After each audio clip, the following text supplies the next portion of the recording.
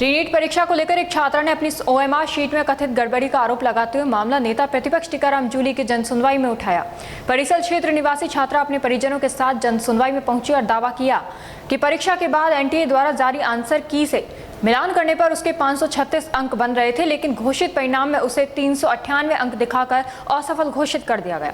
मामले को गंभीर बताते हुए नेता प्रतिपक्ष टीकाराम जूली ने कहा कि यदि आरोप सही है तो ये छात्रों के भविष्य से खिलवाड़ का मामला है।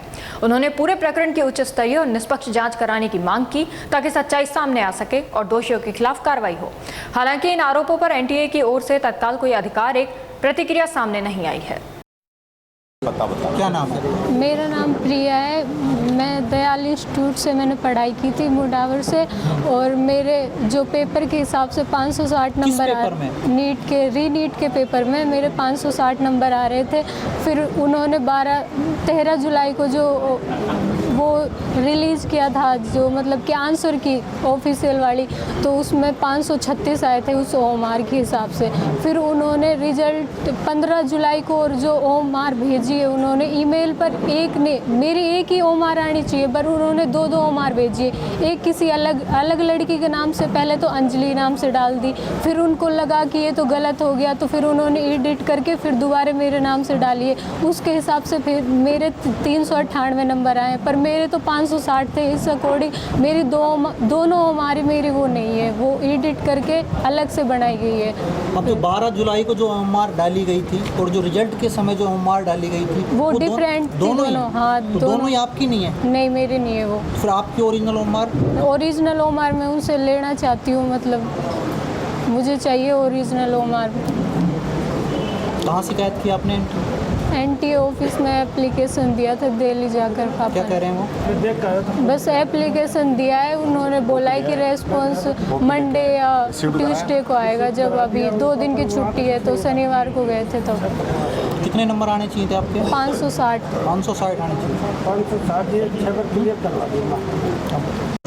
देखिए, ये बहुत ही गंभीर विषय है और ये इस पूरे पेपर लीक का जो सिस्टम जो चल रहा था वो ये दर्शाता है कि ये बहुत अंदर तक ये मामला फैला हुआ है।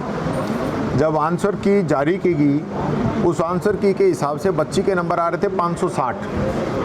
उसके बाद इन्होंने ओएमआर शीट जब इसमें अपलोड की तब बच्ची के नंबर आ रहे थे 536, और परसों जब इन्होंने रिजल्ट आउट किया तो उसमें बच्ची के नंबर आए हैं 398। तो ये 3 प्रकार के रिजल्ट आना ये बताता है कि अभी भी जो है पेपर लीक वाले लोग कहीं ना कहीं अंदर घुसपैठ किए हुए हैं। ये दोनों ही जो ओएमआर सीट आई हैं, ये बच्ची अपनी नहीं बता रही है।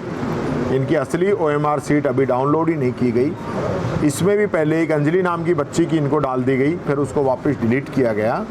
ये मैं समझता हूँ इस पूरे नेटवर्क का खुलासा करता है कि ऐसे तो बहुत से बच्चों का भविष्य इन लोगों ने बर्बाद करने का काम किया है।